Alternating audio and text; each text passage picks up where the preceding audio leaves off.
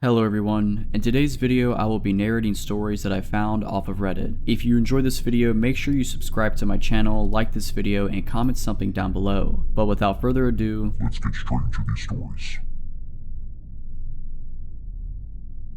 I've been debating whether or not to post this, but after talking to a few friends, I realized I need to get it off my chest. Maybe someone here could help me make sense of it. This happened about a year ago, and it still gives me chills. I live in a relatively quiet town. Nothing exciting ever happens here, so I've always felt safe going for late night walks. There's something calming about the stillness of the night, you know. It was one of those nights when I couldn't sleep, so I threw on my hoodie and decided to take a stroll around my neighborhood. It was around 11:30 p.m., chilly, but not unbearably so. The streets were empty except for the occasional porch light casting long shadows. About 15 minutes into my walk, I noticed someone up ahead. He was standing under a flickering street light, not moving, just standing there. It was odd, but I figured he might just be waiting for a ride or something. As I got closer, I realized he wasn't standing still. He was swaying ever so slightly. I slowed down. Something about him felt off. He was dressed normally, jeans, a dark jacket, nothing remarkable, but his posture was strange, almost unnatural. And then I saw his face. He was smiling, but it wasn't a friendly smile. It was too wide, too strained, like his face didn't know how to do anything else. His eyes, they didn't match the smile. They were wide, unblinking, and cold, like he was watching something far away, or maybe me. I thought about crossing the street, but I didn't want to seem paranoid, so I kept walking, keeping my pace steady, my hands shoved in my pockets. As I passed him, I mumbled a quick evening, hoping it would make the situation less weird. He didn't respond. He just turned his head to follow me as I walked past, that smile never faltering. His eyes locked on mine, and I swear in that split second, I felt like he could see right through me. I picked up my pace, trying not to look back, but then I heard footsteps. At first, I thought it was just my imagination. Maybe I was overreacting, but the sound was unmistakable, soft, deliberate steps, matching my rhythm. I glanced over my shoulder. He was following me, still smiling. My heart started racing. I told myself to stay calm, that he was probably just heading in the same direction. But when I turned the corner onto my street, he did too. By this point, I was practically jogging. My house was only a few blocks away, and all I could think about was getting inside and locking the door. I didn't dare look back again. When I reached my driveway, I sprinted to the door, fumbling with my keys. I threw the door open, slammed it shut, and locked it. My chest was heaving as I pressed my back against the door, straining to hear if he was still out there. Nothing, just silence. I peeked through the peephole. The street was empty, no sign of him. I told myself I was safe, but something didn't feel right. I couldn't shake the image of that smile, those eyes. I checked all the windows, locked every door, and eventually forced myself to go to bed. The next morning, I decided to check my front yard. Maybe it was paranoia, but I needed to make sure everything was fine. That's when I saw it. On the sidewalk, just outside my house, was a single muddy footprint. It was facing my door. That single footprint haunted me for days. I didn't tell anyone, not my friends, not my family, because I didn't want to sound like a lunatic who leaves one footprint and disappears. It didn't make sense. I avoided my nighttime walks after that. Honestly, I didn't even like leaving my house after sunset. For a few weeks, things felt normal again, and I started convincing myself that maybe I'd overreacted. Maybe he wasn't following me. Maybe the footprint was a coincidence. But then, it happened again. It was a Saturday night, and I'd been up late watching a movie. Around midnight, I decided to head to bed. I was turning off the lights in the living room when I noticed something out of the corner of my eye. Someone was standing on the sidewalk, just outside the glow of the streetlight. My stomach dropped. At first, I thought it was just my imagination. The curtains were half closed, and maybe I was seeing shadows from the trees. But when I looked closer, I saw him. The same man, the same too wide smile, the same unblinking eyes. He was standing perfectly still, facing my house like he was waiting for something. I froze. My mind raced, trying to figure out what to do. Should I call the police? Turn on all the lights? Confront him? Before I could decide, he did something that made my blood run cold. He raised his hand and waved. It wasn't a normal wave, though. It was slow, deliberate, almost mocking, like he knew I was watching, and he wanted me to know that he knew. I stumbled back from the window, my heart pounding. I grabbed my phone and dialed 911, my hands shaking so badly I almost dropped it. The operator answered, and I blurted out what was happening. They assured me that an officer would be dispatched to check the area. When I worked up the courage to look outside again, he was gone. The police arrived about 15 minutes later, but by then, there was no sign of him. They did a quick patrol of the neighborhood and found nothing. One of the officers suggested it might have been a prank or a misunderstanding, but I knew better. That night, I barely slept looked. Every creak and shadow in the house felt like him, lurking, waiting. Over the next few weeks, I started noticing other strange things. A door that I swore I'd locked would be slightly ajar. Objects in my house would be in different places than I'd left them. Once, I came home to find a single light bulb unscrewed just enough that it wouldn't turn on. But the worst was the notes. The first one appeared about a month after the night he stood outside my house. It was slipped under my front door, a plain piece of paper with 3 words scrawled in jagged handwriting. I'm still here. The second note came a few days later, taped to my bedroom window. This one was worse. It said, "I like watching you." I don't know how he got close enough to my window without me noticing. I finally broke down and told my best friend everything. She insisted I stay at her place for a while, and I didn't argue. I've been here for 2 weeks now, and nothing strange has happened. I'm finally starting to feel a little safer. But last night, as I was getting ready for bed, I noticed something outside her apartment. A single muddy footprint facing her front door. I stared at the footprint outside her door for what felt like an eternity. My mind raced with a million thoughts, each one worse than the last. How did he find me here? How long had he been watching? I didn't sleep at night. I sat in my friend's living room with every light in the apartment on, clutching a kitchen knife like it was some sort of talisman. My friend, bless her, tried to comfort me, but I could tell she was just as freaked out as I was. The next morning, she suggested we go to the police again, and this time, I agreed. We took photos of the footprint and told the officer everything, from the man's eerie behavior to the notes to the unexplained changes in my home. The officer listened patiently, but I could tell from her expression that she didn't believe me entirely. "We'll file a report and keep an eye out in the area," she said. It wasn't exactly comforting. For the next few days, I stayed at my friend's place, trying to convince myself that maybe he'd finally stop.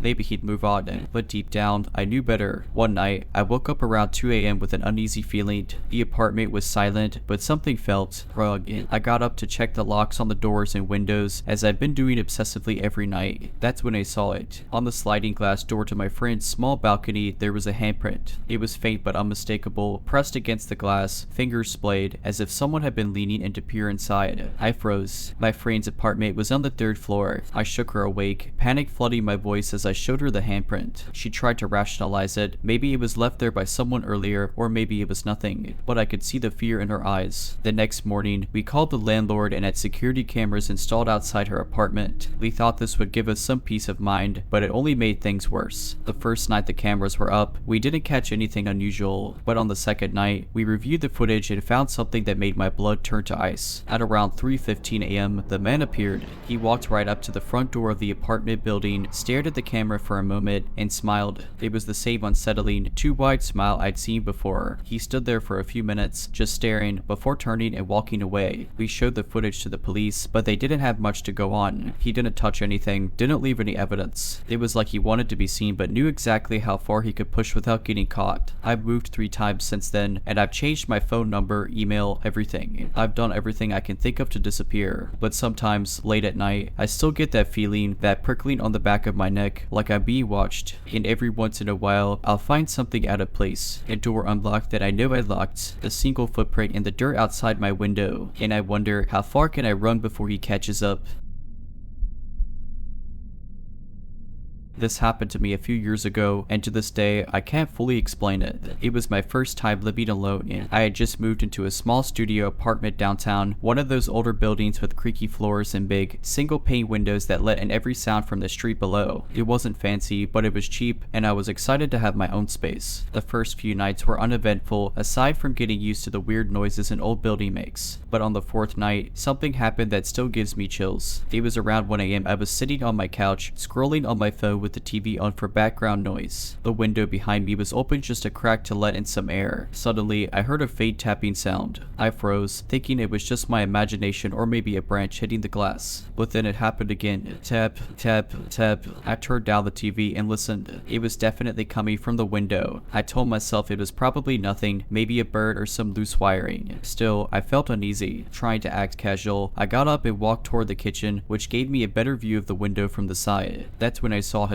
A man was standing on the fire escape, staring right into my apartment. He was completely still, his face partially obscured by the shadows. All I could make out was his shape, tall and thin, with something off about the way he stood, like his joints didn't bend quite right. I tried to tell myself it was just a neighbor or a drunk guy who climbed up there by mistake. I cleared my throat, hoping he'd realize I saw him and go away, but instead, he just tilted his head like he was curious. Then he smiled. It wasn't a normal smile. His mouth stretched too wide, almost unnaturally so. That was when I realized he wasn't drunk or confused. He was watching me. I grabbed my phone and backed away toward the front door, keeping my eyes on him the whole time. My hand was shaking so badly I could barely dial 911. As I pressed the call button, he started moving slowly at first, then faster. He didn't try to get into the window. Instead, he climbed up the fire escape, disappearing onto the roof. The police arrived within minutes, but of course, there was no sign of him. They checked the fire escape and the roof but found nothing. The officers told me it was probably a homeless guy or some prankster, but they didn't look convinced. I ended up staying at a friend's place for a few nights after that, and I moved out of that apartment within a month. A month after I moved out, I thought the nightmare was over. My new apartment was in a nicer building, higher up, with no fire escapes. It had been a hassle breaking my lease, but I couldn't bring myself to stay in that old place. The nights were quiet again, and I felt like I could finally breathe,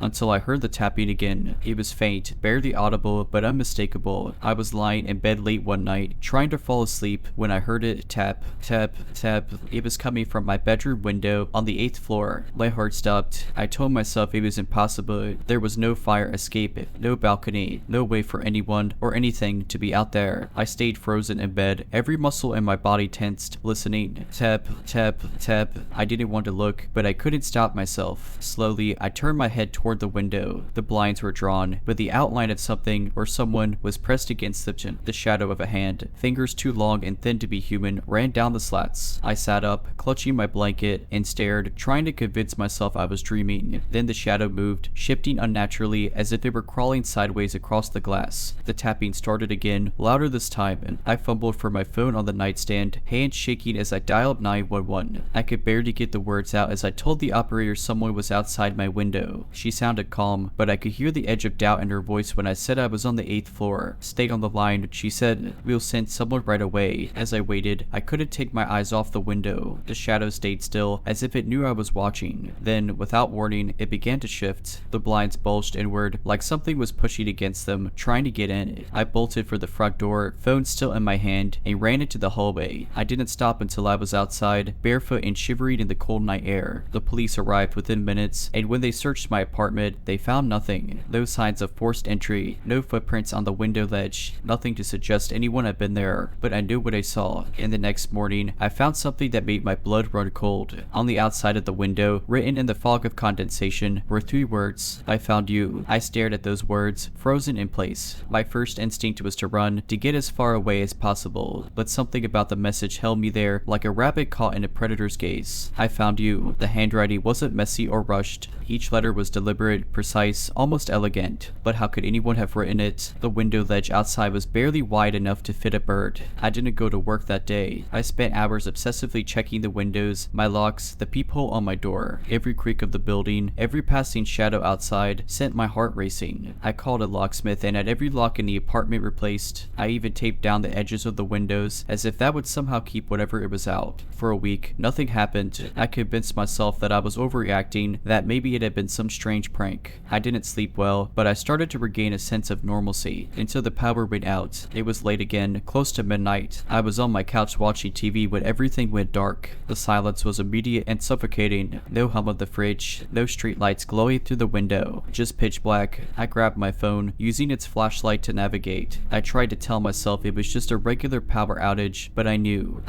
something was wrong. Then I heard it, not tapping this time, scraping, like nails dragging across metal. The sound was coming from the window in the living room. I turned the flashlight toward it, and my stomach dropped. The blinds were open, and something was pressed against the glass. It was him, the same man, or thing, I'd seen on the fire escape at my old apartment. His face was clearer this time, and it was wrong. His skin was pale, almost translucent, stretched tight over shark bones. His eyes were wide and unblinking, and his mouth, that awful, too wide smile. He didn't move. He just stared at me through the glass, his head tilted in that same curious way, as if he were studying me. And then, slowly, he raised a hand. His fingers, impossibly long and thin, tapped on the glass. Once, twice, 3 times. Tap, tap, tap. I backed away, shaking so hard I nearly dropped my phone. My flashlight flickered, and for a split second, the room was plunged into darkness. When the light came back on, the window was empty. I thought he was gone, but then I heard a noise that made my blood turn to ice. It was coming from behind me, a low, raspy whisper so faint I could barely make it out. "You can't hide from me." I ran.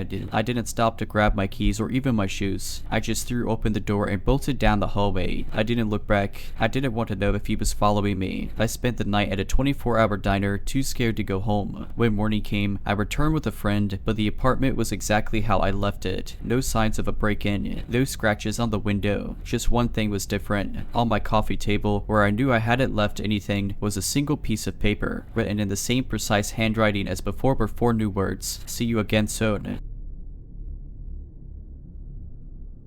Hi everyone, this is my first post here, and honestly, I've been debating whether to share this because it still gives me chills just thinking about it, but maybe getting it out will help me move on. This happened about a year ago when I was living in a city for an internship. My apartment was nothing special, but it had a small underground parking garage. It was dimly lit, had those flickery fluorescent lights, and always seemed eerily quiet, like the kind of quiet that makes you hyper aware of your own breathing. One night, I was coming back late from a work event. It must have been around 11:30 p.m. and I was exhausted. I parked my car in my usual spot near the elevator, grabbed my stuff, and started walking toward the elevator doors when I heard a faint tapping sound. It wasn't loud, but in that dead silence, it stood out. Tap, tap, tap. I froze for a moment and looked around. The garage was nearly empty, except for a few cars scattered here and there. My first thought was maybe something fell over in one of the other cars, but then it happened again. Tap, tap, tap. This time, it sounded closer, like it was echoing off the walls. I tried to shake it off as my overactive imagination and continued toward the elevator. That's when I saw him, a man standing at the far end of the garage, right where the light flickered the most. He was tall and thin, dressed in what looked like an oversized hoodie and jeans. I couldn't make out his face because of the shadow cast by the hood, but he wasn't moving, just standing there. I tried not to panic and pressed the elevator button, keeping my eyes on him out of the corner of my vision. The tapping sound started again, but this time, it was unmistakably coming from his direction. Tap, tap, tap.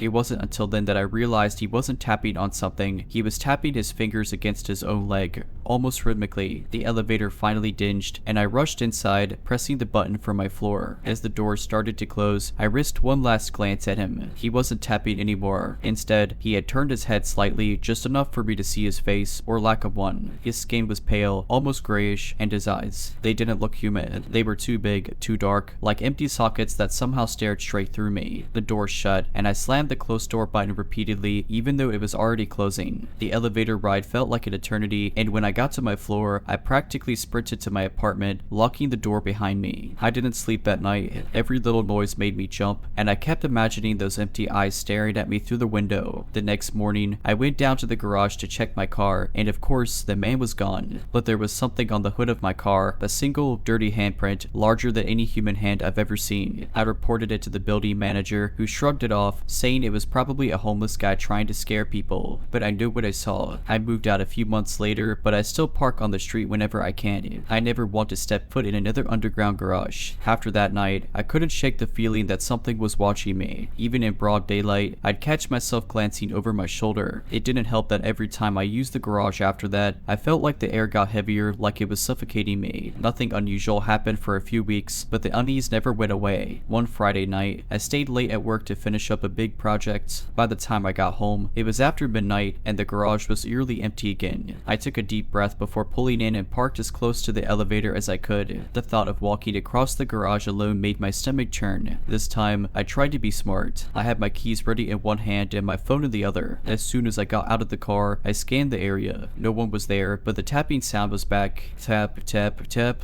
It was faint, almost like it was teasing me. I told myself it was just paranoia and forced myself to walk toward the elevator. But halfway there, I realized the tapping wasn't random. It had a rhythm, like some twisted little song. And worse, it was following me. Every step I took, the tapping seemed to match it. I sped up, practically running the last few feet to the elevator, and hit the button repeatedly. The tapping stopped. For a moment, I thought maybe I'd imagined it, but then I heard something else, breathing. Slow, raspy breathing, coming from just behind me. I didn't dare turn around. The elevator doors finally opened, and I rushed inside, slamming the closed door button like my life depended on it. Just as the doors started to close, a shadow moved across the floor outside. I caught a glimpse of something crouched low, its limbs unnaturally long and bent, like it was crawling on all fours. Its face, if you could call it that, was grotesque, with wide, empty eyes and a grin that stretched too far, showing rows of jagged, yellow teeth. The door shut before it could reach me, and I collapsed against the wall, shaking. I rode the elevator to my floor, but this time, I didn't rush to my apartment. Instead, I stood in the hallway, staring at the glowing number above the door, waiting to see if the elevator would move again. It didn't. I finally forced myself to go inside and lock every possible entrance. I even pushed my couch in front of the door for good measure. I spent the rest of the night sitting in the corner of my living room with a kitchen knife in hand, jumping at every creak and groan the building made. The next morning, I went down to the garage to get my car and found another handprint, bigger and darker than before, smeared across my driver's side window. I didn't even bother cleaning it off. I drove straight to a friend's place and stayed there until I could break my lease and move out. I still don't know what I saw that night. Life went back to normal, or at least I tried to convince myself it did. After I moved out of that apartment, I stayed with a friend for a while, then found a new place in a completely different part of the city. It was a small studio on the 3rd floor of a busy building, no parking garages, no long, shadowy hallways. It was perfect, or so I thought. For months, nothing happened. I never heard the tapping again, and I started to believe that maybe whatever I had seen or imagined in that garage was behind me. I stopped obsessively checking over my shoulder and even convinced myself to park in an above ground lot near my new place. I was fine until last week. It started small. I woke up one night to a soft thudding sound coming from the wall behind my bed. At first, I thought it was my neighbors moving furniture, but it was rhythmic. Steady tap, tap, tap. My heart sank. It was so faint that I almost convinced myself I was dreaming, but then it stopped abruptly, like someone realized they'd been caught. The next morning, I checked the wall. Nothing. No marks. No explanation. Still, I couldn't shake the unease that had crept back into my chest. I brushed it off and told myself it was just the building settling or maybe my overactive imagination. But then, the tapping started again. Not every night, and never at the same time, but sometimes it would come from the wall, sometimes from the window, and once, terrifyingly, from the ceiling. Always faint, always rhythmic. Tap, tap, tap. A few nights ago, it escalated. I had just gotten home late from work and was getting ready for bed when I heard it. This time, it wasn't coming from the walls, it was coming from my front door. My blood ran cold as the taps grew louder and more deliberate. Tap, tap, tap. I stared at the door, frozen, trying to convince myself it was a prank or maybe a delivery person at the wrong apartment. But then came the voice, a low, guttural whisper, barely audible through the door. Let me in. I couldn't move. I couldn't breathe. The tapping resumed, faster now, more insistent. I don't know how long I stood there, paralyzed, but eventually it stopped. I waited, straining to hear any sound, but there was nothing. Finally, I forced myself to check the peephole, but the hallway was empty. I didn't sleep that night. The next morning, I found something outside my door, a single blackened handprint smudged across the wood, just like the one I'd seen on my car back in that garage. I've been staying with friends since then, trying to figure out what to do. I can't go back to that apartment. I don't think it's safe. But here's the thing that terrifies me the most. Wherever I go, whatever I do, it feels like it's getting closer. Last night, I stayed at my best friend's house. She lives in a quiet neighborhood, miles from my place, and I thought I'd finally get a decent night's sleep. But around 3 a.m., I woke up to the sound of tapping on her bedroom window. I didn't look. I couldn't. I don't know what it wants or why it's following me, but I know this much, it's not going to stop. Creepy tapping creature, let's not meet again. But I know you will. So this happened about 2 months ago, and I'm still trying to wrap my head around it. I've told a few close friends, but they all say I should forget about it and move on. Easier said than done. Maybe writing it out will help. For context, I worked a late shift at a 24-hour diner in a pretty quiet part of town. I like the peace. Most nights, it's just regulars and the occasional trucker. But this one night was different. It was a little after 2 a.m., and the place was dead. No customers, no cars in the lot, just the hum of the fridge and the faint buzz of the overhead lights. I was leaning on the counter, scrolling through my phone, when the front door creaked open. I looked up, expecting one of the usuals, but instead, a man stepped in. He was tall and thin, almost unnaturally so, with a face that seemed a little off. His features were sharp, but not in a good way, like they didn't quite fit together. He wasn't dressed for the weather either. It was freezing outside, but he had on a thin hoodie and jeans. Just coffee, he said, his voice low and raspy. He sat at the farthest booth, in the darkest corner of the diner, even though the whole place was empty. Something about him made me uneasy, but I brushed it off. People are weird sometimes, right? As I poured his coffee, I noticed the lights flicker. Not unusual. The wiring in the diner is ancient, but it made my stomach twist anyway. I brought the coffee over, and he didn't even look up, just stared down at the table. His hands were pale and thin, and his nails looked almost flawed. I told myself I was imagining things. Anything else? I asked, forcing a smile. He didn't answer, just turned his head slightly, like he was listening to something I couldn't hear. I backed away and went behind the counter, trying to to focus on restocking the napkins or literally anything to keep me distracted, but I kept sneaking glances at him. He wasn't drinking the coffee, he wasn't moving at all, just sitting there staring. After about 10 minutes, the bell above the door jingled, and I nearly jumped out of my skin. Another man walked in, older, dressed in a suit that looked expensive but outdated, like something from the 70s seconds. He froze when he saw the guy in the booth. Then, without a word, he turned and left. That was when I noticed something I hadn't before. The guy in the booth wasn't casting a shadow. The overhead lights were directly above him, but the booth and the floor around him were empty. My heart started pounding, and I did what any rational person would do. I pretended everything was fine. I stayed behind the counter, counting the seconds until my coworker's shift started at 3 a.m. The guy still didn't move, didn't drink his coffee, didn't acknowledge me in any way. At 2:58, the lights flickered again, this time harder. The hum of the fridge stopped, leaving the diner in eerie silence. I froze, waiting for the power to come back. When the lights returned, the booth was empty. The coffee cup was still full, steam rising from it, but the man was gone. I rushed to the front door and locked it, not caring about the 24-hour policy. My coworker showed up a few minutes later, annoyed that I wouldn't unlock the door until I saw it was empty. I didn't tell him what happened, I just said I wasn't feeling well and left. For weeks after that night, I kept replaying the encounter in my head, trying to make sense of it. Was it just my imagination, sleep deprivation? But the memory of his shadowless figure, the unnatural way he sat there so still, wouldn't let me forget. I avoided the booth like it was cursed, which, at this point, didn't seem like a stretch. My coworkers noticed. One night, Sam, the cook, asked me why I wouldn't refill the ketchup bottles over there anymore. I just shrugged and said, "Bad vibes." He laughed and called me superstitious, but I didn't care. About a month later, something else happened.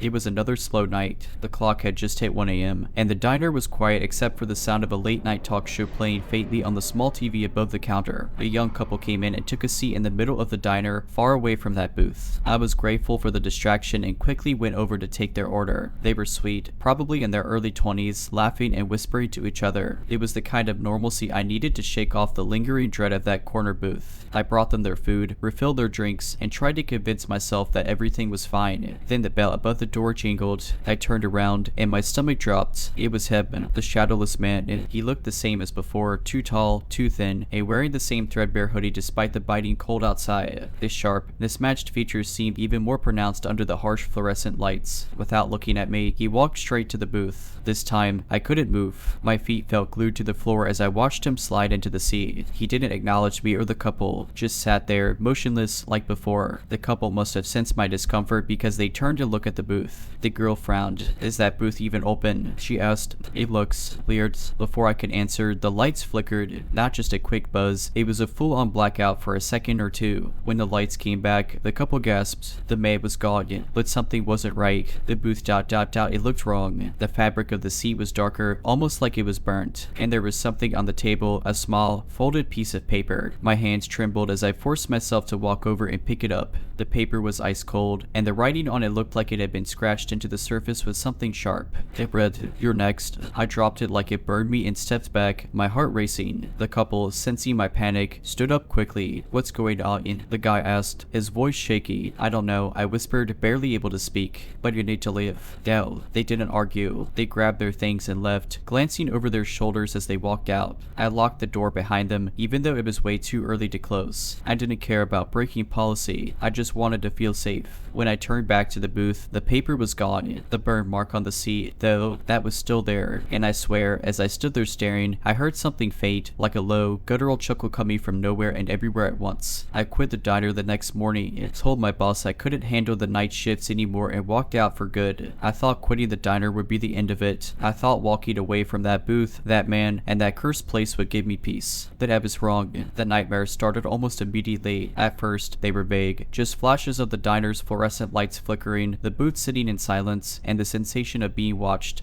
But over time, they became more vivid. I'd see the shadowless man sitting there, his clawed fingers drumming on the table, his mismatched eyes locking onto mine. And then he would smile. That smile wasn't human. It was too wide, too sharp, like his face was stretching beyond what it was supposed to do. In my dreams, I could feel him watching me, even when I turned away. The worst part, when I'd wake up, my room felt colder, like something had been there, lingering just out of sight. I tried everything to shake the feeling, Therapy, meditation, even burning sage. Nothing worked. Every night, the dreams got worse, and then things started happening while I was awake. One night, I was home alone, watching TV to distract myself. When the power flickered, my heart immediately started racing, and I grabbed my phone to turn on the flashlight. That's when I saw it. On the window, written in fog, were the words, "You can't run. I live on the second floor." No one could have reached that window from the outside. I barely slept that night, and when I did, the dream was different. I wasn't in the diner anymore. I was in my apartment, standing in my bedroom, staring at my reflection in the mirror. But the reflection wasn't me. It was him,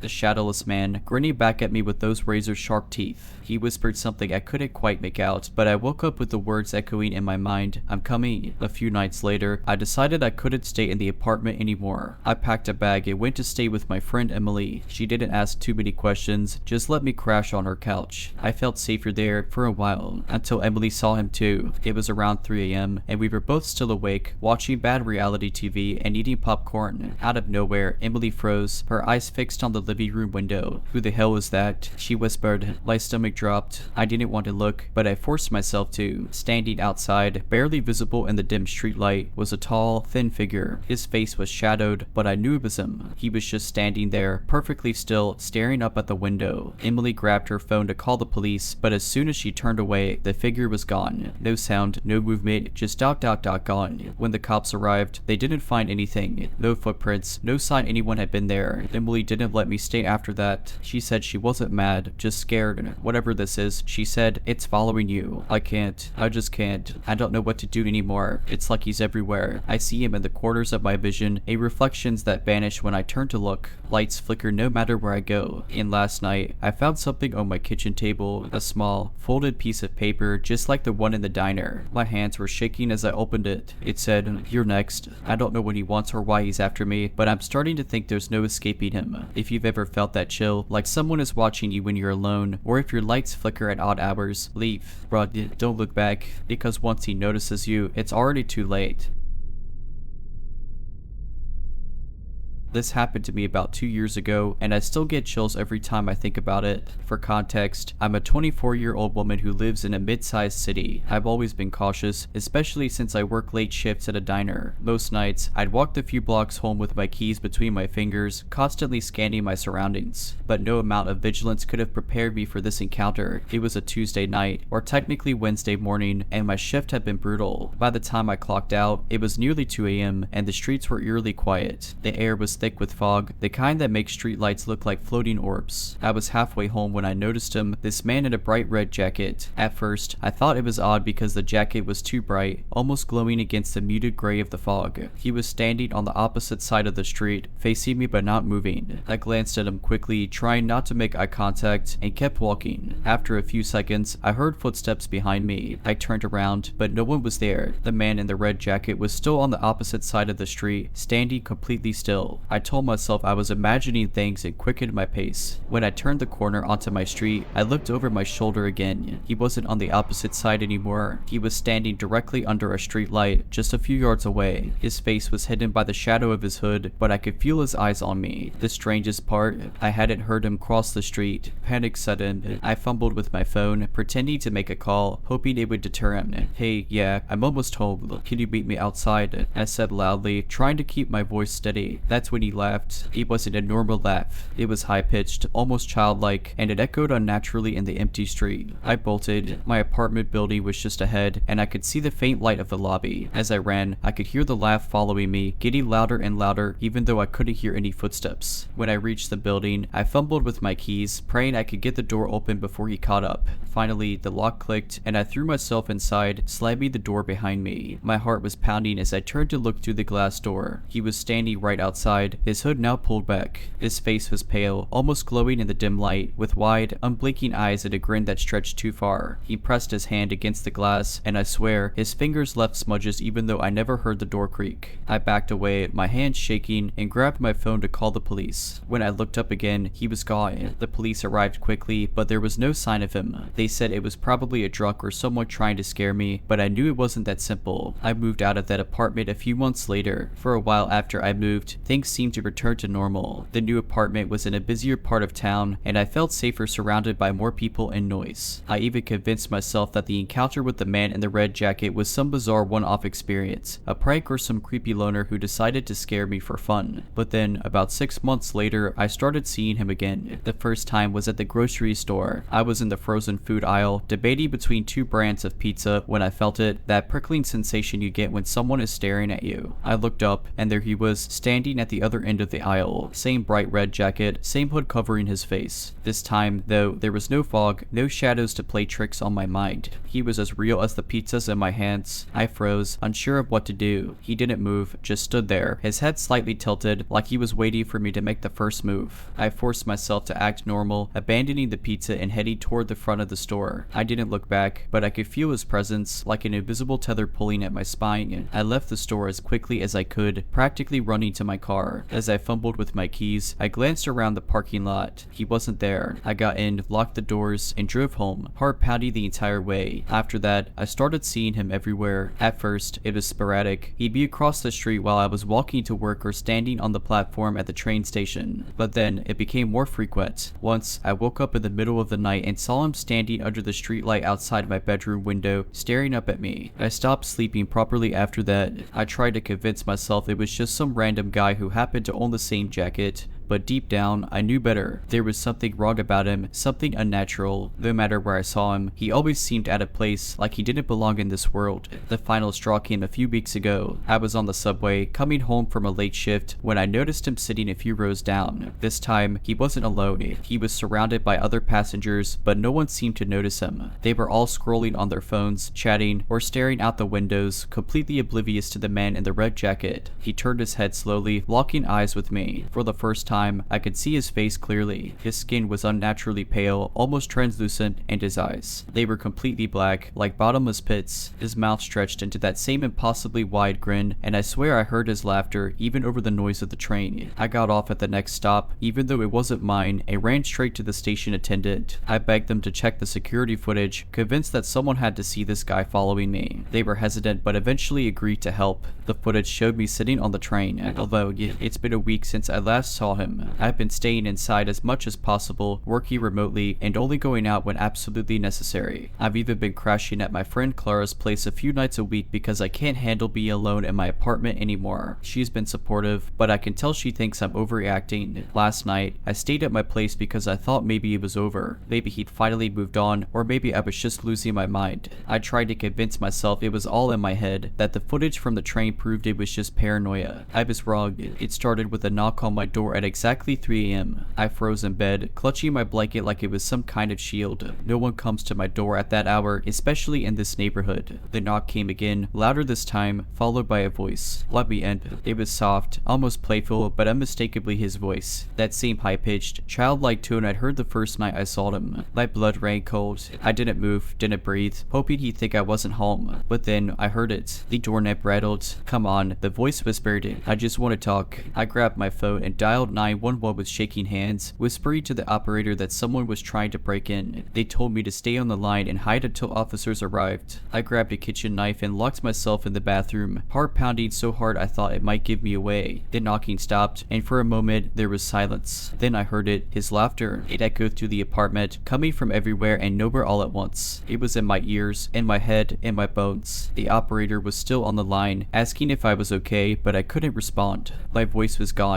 I was paralyzed by fear. Then the laughter stopped, and the apartment went completely silent. Minutes felt like hours until I finally heard the police banging on my door. When they came in, they found no sign of forced entry and no one outside. They checked every room, every closet, every corner. He was gone. I thought that was the end of it, but this morning, I found something that made my stomach drop. On my front door, written in red, smeared like blood or paint, were 3 words, "See you soon." I didn't sleep after finding the message on my door. I spent the rest of the day packing whatever I could into a couple couple of bags. I didn't have a plan, I just knew I couldn't stay there. Every creak in the floorboards, every shadow on the wall felt like him. I called Clara and told her I needed to stay with her indefinitely. She agreed, though I could hear the hesitation in her voice. She didn't fully believe me, but I think she could sense how desperate I was. By the time I got to Clara's, it was late. Her apartment was on the top floor of a busy complex, the kind with secure entrances and cameras everywhere. If there was any place I might feel safe, it was here. We spent the evening watching movies, trying to distract me, though I couldn't shake the feeling that I was being watched, even from inside. Clara went to bed around midnight, leaving me alone on the couch. I left the TV on for background noise, but every so often, I glanced toward the balcony door. Her apartment had a small terrace with a sliding glass door covered by thick curtains. The lock was sturdy, but that didn't comfort me. Around 2 a.m., I heard a soft tap. It was so faint at first that I thought I imagined it, but then it came again. A deliberate, rhythmic tap, tap, tap, tap. My stomach dropped. It was coming from the balcony door. I didn't move. I didn't breathe. My eyes stayed fixed on the curtain, watching for any sign of movement. The tapping stopped, replaced by the faintest sound of laughter, muffled like it was coming from behind the glass. I wanted to scream for Clara, but my voice caught in my throat. My phone was on the coffee table, just out of reach. I slowly, silently shifted toward it, never taking my eyes off the balcony door. My hand had just brushed the phone when the curtains moved. They didn't part fully, just enough for me to see him. His face was pressed against the glass, pale and grinning, with those black, empty eyes locked on me. His breath fogged up the glass as he tilted his head, like he was amused by my terror. "Let me in," he whispered. The glass shouldn't have carried the sound, but I heard it as clearly as if he were standing next to me. I grabbed my phone and bolted for Clara's room, slamming the door behind me. I shook her awake, barely able to get the words out. He's on the balcony." She looked at me like I was crazy, but the fear in my voice must have convinced her to check. She grabbed a flashlight and led the way back into the living room. The balcony door was closed and locked, the curtains undisturbed. No one was there. Clara sighed and shook her head. "You need to stop letting this get to you," she said, her voice gentle but firm. "There's no one here." But I knew what I saw. I knew he'd been there. I didn't sleep at all that night. When morning came, Clara left for work, promising we'd talk more later. I spent the day trying to convince myself it was over, that maybe I'd imagined it. But deep down, I knew better. That evening, Clara didn't come home. I called her phone repeatedly, but it went straight to voicemail. By midnight, I was pacing the apartment, trying not to panic. Then, my phone buzzed with a notification. It was a photo. The image was dark and grainy, but I recognized it immediately. It was Clara, sitting on the couch in her own apartment, her head tilted at an unnatural angle. Standing behind her was the man in the red jacket, his grin wider than ever. His hand rested on her shoulder like she was a puppet he controlled. The message below the photo said, "Your turn." It was a chilly Friday night, and I had just finished my shift at the coffee shop. The autumn air was crisp, and the streets were quieter than usual. I decided to take a shortcut home through a small park. It's usually well lit and always felt safe, but that night, something felt off. As I entered the park, I noticed a man sitting on a bench near the entrance. He was dressed in a dark hoodie with the hood pulled low over his face. At first, I didn't think much of it. People sit in parks all the time, right? But as I walked past, I felt his gaze on me. You know that sensation when you're sure someone is watching you. It made my skin crawl. I kept my pace steady and pretended not to notice. The path through the park is a straight shot, and I told myself I'd be home in less than 10 minutes. I just rounded a bend when I heard the sound of footsteps behind me. Slow, deliberate footsteps. I glanced over my shoulder and saw the same man from the bench. He was walking down the path, his hood still up, his face obscured. I picked up my pace, but so did he. My heart started racing, and I could feel adrenaline coursing through me. Maybe he's just going the same way, I thought, trying to calm myself. But the park was nearly empty, and there was no reason for him to be walking so close behind me. I decided to test my theory and slowed down. So did he. I stopped, pretending to check my phone, and he stopped too, about 20 feet behind me. He just stood there, not saying a word. At this point, I was full on panicking. My apartment wasn't far, but I didn't want him knowing where I lived. I considered calling someone, but my hands were shaking so badly I was afraid I'd drop my phone. Instead, I started walking again, faster this time. I could hear his footsteps speeding up behind me. Then I saw it, a break in the bushes to my left that led to a residential street. Without thinking, I darted off the path and ran through the gap. The branches scratched at my arms, and I nearly tripped over a root, but I didn't stop. I burst out onto the street and immediately ran to the nearest house with lights on. I pounded on the door, my breath coming in ragged gasps. An older woman answered, looking alarmed. "Are you okay?" she asked. I quickly explained what had happened, glancing back toward the park. The man hadn't followed me out of the bushes. For the first time since entering entering the park, I felt a small sense of relief. The woman let me inside and called the police. They showed up quickly, but by the time they searched the park, the man was gone. They took my statement and told me to be careful walking alone at night. I've taken a different route home ever since, but I still can't shake the feeling that he's out there, somewhere, waiting. The image of him standing in the shadows, just watching, is burned into my mind.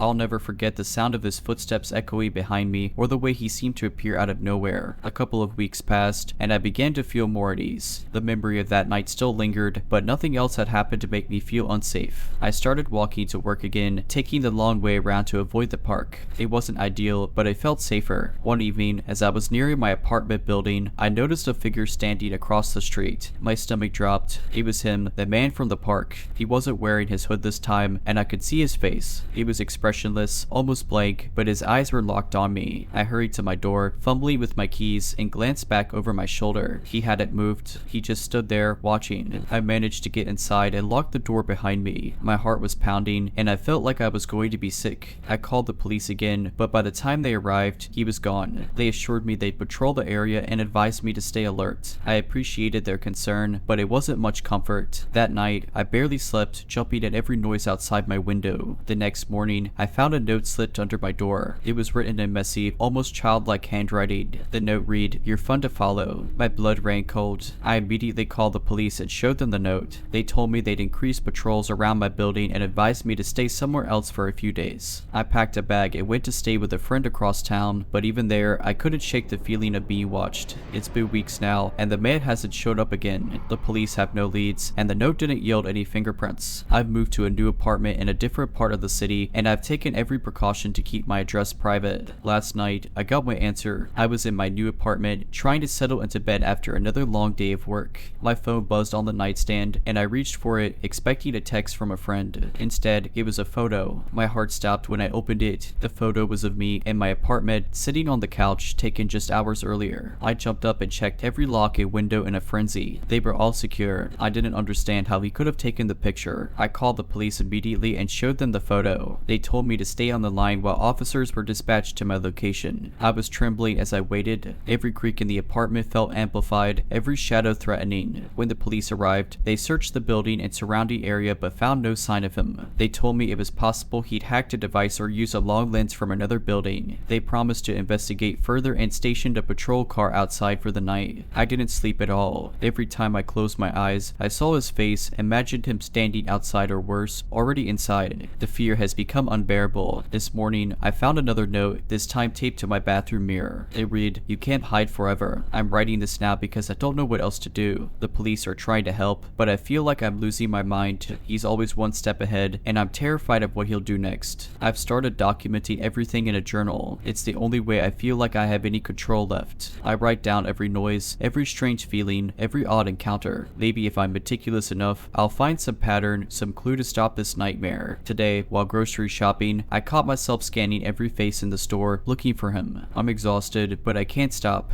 Every stranger feels like a threat. Every shadow in my peripheral vision feels like him. I've taken to carrying pepper spray and a small alarm in my pocket, but I know deep down that they're just security blankets. If he wants to get to me, he will. My friends are worried. They tell me I'm imagining things, that maybe the notes were pranks or coincidences. They don't understand. I've started pulling away from them, partly to keep them safe and partly because I can't take the pitying looks anymore. How do you explain this kind of fear to someone who's never felt it? The police keep checking in, but I can tell they're losing interest. Without new evidence, I'm just another paranoid victim to them. It's infuriating and isolating. I've started sleeping with a chair wedged under the doorknob and all the lights on. Even then, I barely rest. Tonight, I'm writing from the floor of my living room where I've pushed the couch against the door. I've left the police a voicemail about the latest note, but I'm not holding my breath for a response. The only thing I'm sure of is that he's out there, watching, waiting.